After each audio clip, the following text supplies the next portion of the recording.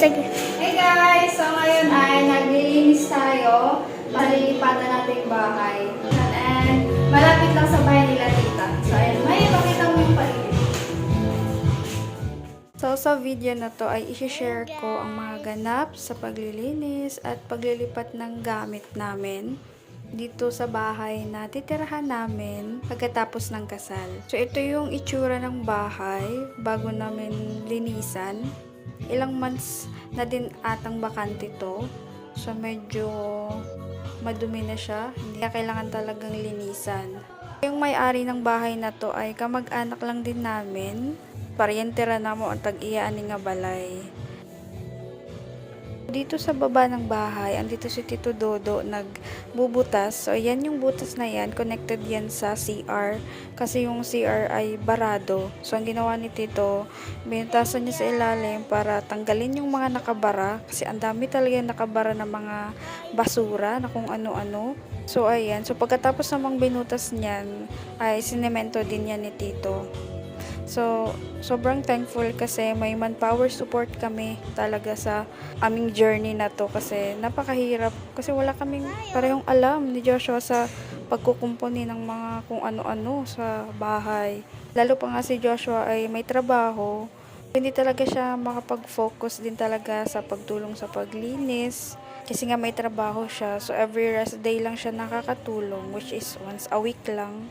So, talagang ako ang nakatoka dito sa paglilinis ng bahay na to. So, buti na lang may mga tito-tita ako na talaga namang supportive sa amin talaga sa journey namin. Ang walis-walis lang para malinis. So, May 15 pa lang ngayon. Pero nililinisan na namin para pagdating nila mama sa June, malinis na yung bahay. So, yun guys! July 7 nga pala yung wedding namin. So, by July 7, dito lang kami titira. Ni Joshua. Hey guys, naglilinis Ayun nga pala yung photographer ko. Videographer pala. Hinatay mo. Ayun nga pala yung taga-video natin. Mag-hi ka. Hello! Hi guys, si Maya nga pala.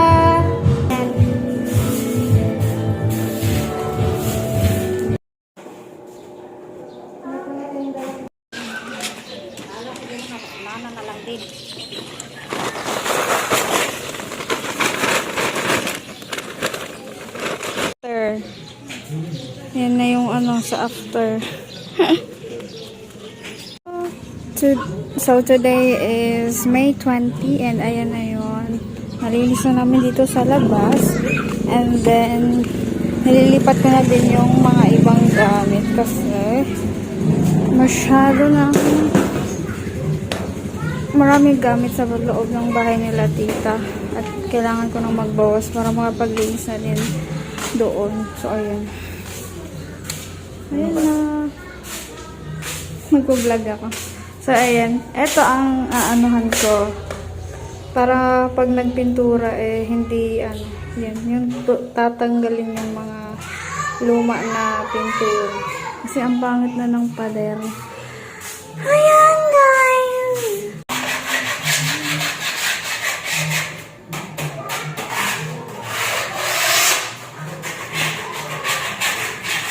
So, bago lagyan ng bagong pintura, yung dingding, so, ayan, binakbak ko muna yung mga lumang pintura kasi, ayan siya, nagtatanggalan na silang lahat. Tapos, after nito, lalagyan naman ng skim coat, yung mga bako-bako na part para makinis siya kapag nilagyan ng pintura. Ganyan kadaming pintura ang nabakbak. Dito naman sa may bandang labahan, may butas yan dyan, kaya pinabili kami ng tito ng semento para matakpan siya. Tapos dito naman sa sala, ayan si tito, nagwa-wiring yan siya. Inayos niya yung wiring ng mga switch kasi sira-sira na. Tapos ayan yung biyak sa gitna ng semento, ayan sinemento din ni Tito Dodo. Tapos yung gate naman sa likod, sinadjust ni tita na lagyan ng screen kasi nakakapasok yung mga pusa at palaka sa loob. So, nilalagyan ni tito yung taas at baba ng gate, nilagyan niya para talagang wala nang makapasok na mga pusa at palaka. So ngayon nga pala ay May 29 and nagsisimula na akong maglipat ng mga gamit ko doon sa bahay na lilipatan natin. So ayan, pagod na ako. Kanina pa ako naghahakot, pawis na ako. Kaya natin to. So ayan ang kwarto ko. Ayan ang kwarto ng isang, ayan, ito yung kwarto ng isang pinsan, and ayan ang kwarto nila tita. So ngayon ay kasalukuyan akong lilipat ng mga gamit. So ayan yung mga iba kong mga gamit. So kinuha ko dyan galing sa kwarto and binababa ko para isa-isahin kong ililipat doon sa bagong bahay. I mean, doon sa lilipatang bahay.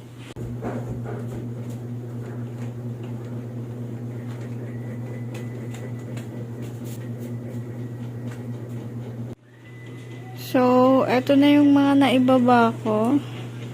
So, parang second batch na to kasi may mga nauna na akong nailagay doon. Container, bigayan ni tita para doon hindi na kami bibili ng ganyan.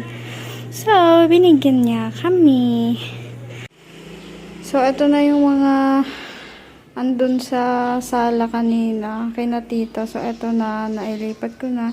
And ayan yung first batch na nilipat ko nung nakaraan. So, marami pa dun sa kwarto ko. Saka ko na yun ililipat dito kapag titira na talaga kami dito. So, by June 22, dito na ako kasi sila mama dadating ng June 23. So, nakahood ako kasi sobrang init sa labas nung binubuhat namin papunta dito. Sayang naman yung Kojic natin, no? Ayan, ang pawis ko na. Sa atong bahay na to, sobrang laki pa ng kailangang ayusin. Ay, hindi naman malaki kasi ito lang naman, yung yung pintura na lang. So, pipinturahan natin ulit to ng puti para maging maganda. And so far, so ayun yung lababo, and then ito yung isa pang pinto sa may kusina. So ayan, labahan siya. And then ayan yung CR. So kakabitan pa yan ng pintuan. Taka ito, pipinturahan pa. Pintura na lang naman ang kulang neto dito. Kasi may kisame na. So, akit tayo. Ari ko. Look, ang pala, alikabok sa hagdan. So, ito yung taas. So, yun, wala siyang kwarto. Yung hati lang sa gitna. Ayun yung dating tangke ng tubig. Pero tinanggal na siya. Pupunasan ko pa pala, ay wawalisan ko pa to dito. Minap ko na to nung nakaraan kasi umalikabok agad. Diba? So, yeah. Abangan nyo ang mga kasunod na kabanata ng ating paglilipat bahay at ating pagiging buhay may asawa. Handa ka na ba, Rayan?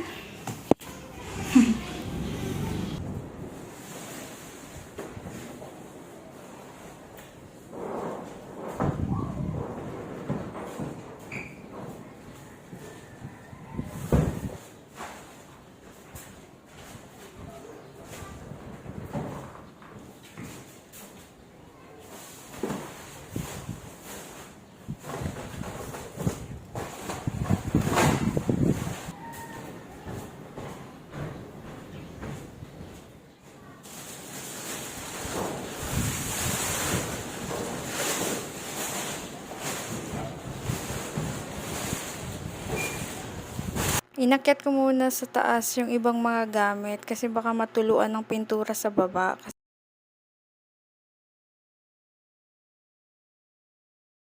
Maglalagay na kasi ng skim coat sa dingding. So, ayan yung skim coat na binili namin. Isang sako na maliit.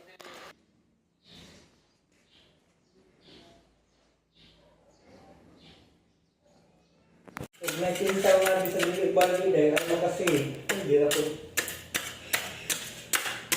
Kasi, mas bugas tulong siya. Pero mas maigi yung isang balde na lang. Oo. Pwede siguro ko ba na eh. Hasta kung ibabaw. Ano yung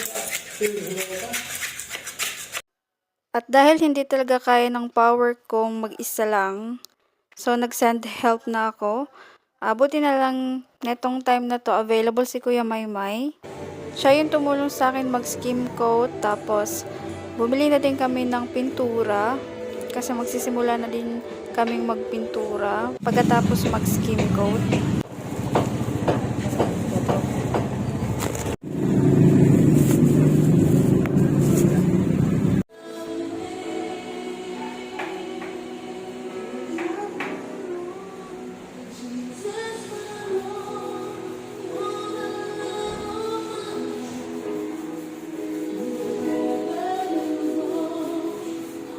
Ang goal ko ngayon ay matanggal to kasi sobrang kalat niya tignan. So, ito yung gate sa likod, sa may kusina. Tatanggalin ko to kasi sobrang kalat talaga niya tignan. Ayan, tapos na pinturahan ang sala. So, medyo malinis na siya tignan, maaliwalas na kasi. So, ang kulang na lang sa sala is yung yung parang kanto-kanto na kahoy sa may kisame, yung pinakagilid, yung kulay violet. So, yan, papalitan natin ng kulay na brown para magpantay siya sa kulay dito sa may parang pa-arc dito sa may kusina. Sa bandang kusina naman, sabi ko kahit hindi na sobrang puting-puti, basta importante matakpan lang yung mga dumi-dumi sa dingding. So, ayan yung sa kusina. So, hindi talaga siya ganun kaputi, pero at least medyo malinis na siyang tignan compare sa dati. Sa may bandang terrace naman, dito sa labas, ako na yung nagpintura kasi kaunti na lang naman yung pipinturahan. Tapos, ayan, abot ko naman siya. So, ako na yung nag-go dyan. So, kung may magtataka man or magtatanong kung bakit magre-rent kami ng bahay, bakit hindi kami bumili o kumuha ng sarili naming bahay. So, for now, ito yung convenient, ito yung practical para sa amin kasi nga, yung kasal ang inuna namin. Alam mo na kapag anak ka ng Lord, talagang ang magiging priority mo is ang kasal, which is yun ang priority namin. At saka kapag nakatira ka sa subdivision, sa urban area, sa syudad, mahirap talaga ang kumuha ng bahay. Dapat may ipon ka kung bibili ka ng cash na bahay na gawa na or yung mga pasalo sa pag-ibig na babayaran mo yung may-ari tapos ikaw na yung magko-continue ng bayad sa pag-ibig, or may stable ka na monthly income para may pangbayad ka sa bahay monthly. So yun, hindi talaga siya madali, hindi kagaya sa probinsya na kapag may lupa na pamana ang lolo at lola, yung mga anak, yung mga apo, kahit saan pwedeng magtirik ng bahay. Basta may pera ka lang pantirik ng bahay, go! Yung lupa ng lola natin sa probinsya, wala dito sa tinitirhan namin, kaya hindi talaga din madaling kumuha ng bahay. So, for now, step by step muna. So, unahin muna natin ang kasal, tapos sunod na ang bahay.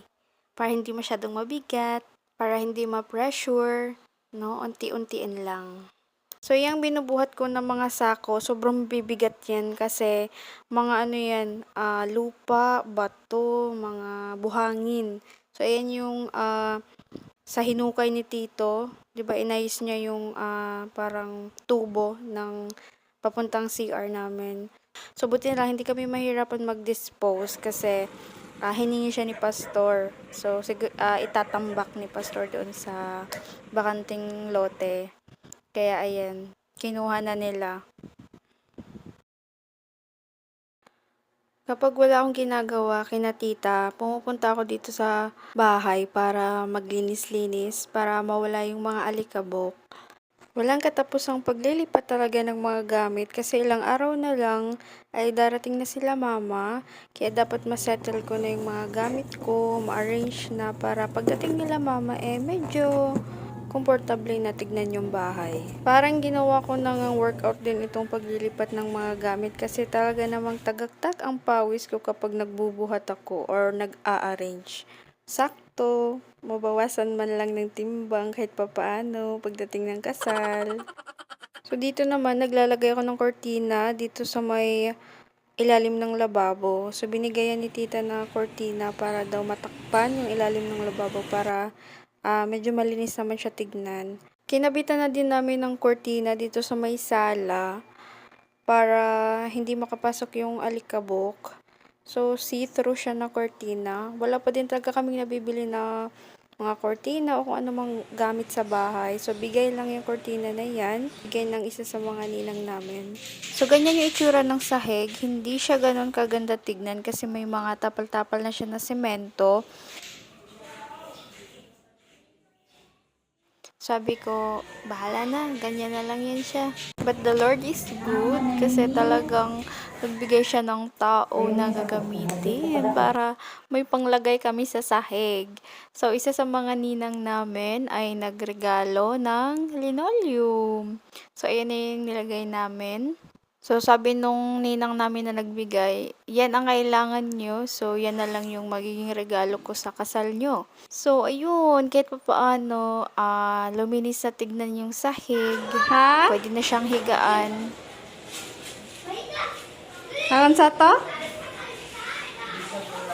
We're thankful and blessed talaga sa mga tao na nagbigay ng mga gamit sa amin. Kahit hindi pa man kami kasal, talagang may mga nag-effort na bigyan kami para panimula, mailagay sa bahay.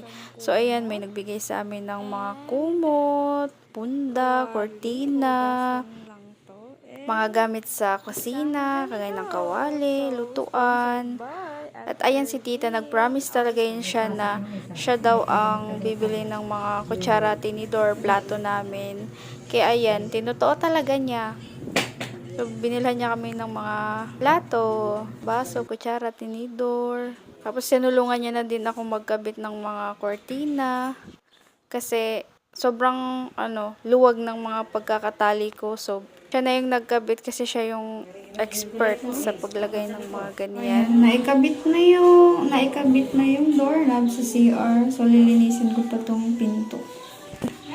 Yan. Ito nga pala yung dating kala ni tita na binigay niya sa amin kasi bumili siya ng bago. So, binilhan na lang namin ng bagong, tawag dyan, burner. Yan. So, at least may panimula tayo na malulutuan. Ayan yung mga bigay ni tita Mira. Nag-promise kasi siya na siya bibili ng mga plato-plato at baso namin. So, ayan. Bigay din yan ni Ate Laika. Ayan, mga lalagyan niya. Tapos, eto bigay ni Tita Marisa na washing machine. Dito na yung gas. Tangke ng gas.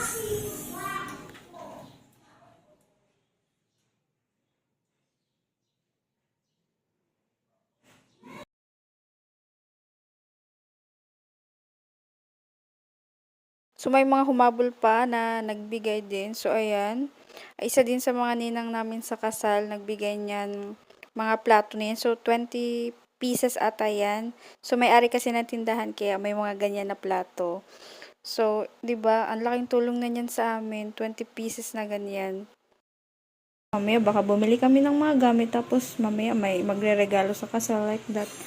And ayan, bathroom. And ito na yung ayan, liligpitin ko pa, ayusin ko pa yan bukas. Kasi the next day, dadating na sila mama. Yan lang guys. Thank you so much.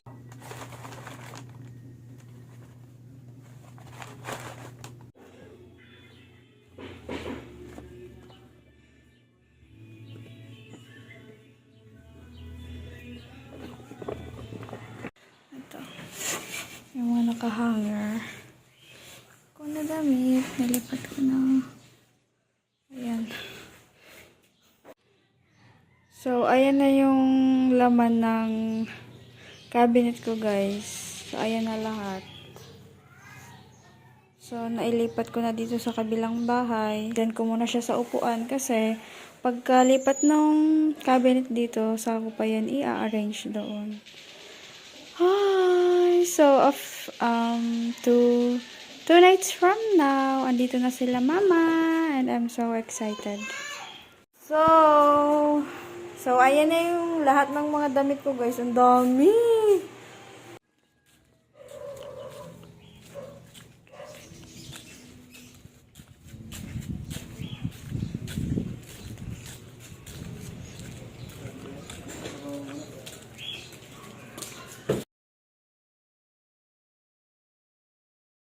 Lipat-lipat time.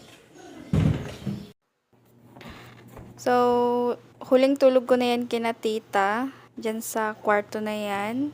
Kaya nilabas ko na lahat ng mga naiwan pang gamit. Ang iniwan ko na lang dyan is yung higaan ko, yung foam. So, lahat ng mga gamit ko nailipat na dun sa kabila. Yan na lang yung mga natira. Abangan sa next vlog ko ang last day ko sa bahay nila Tita Mira.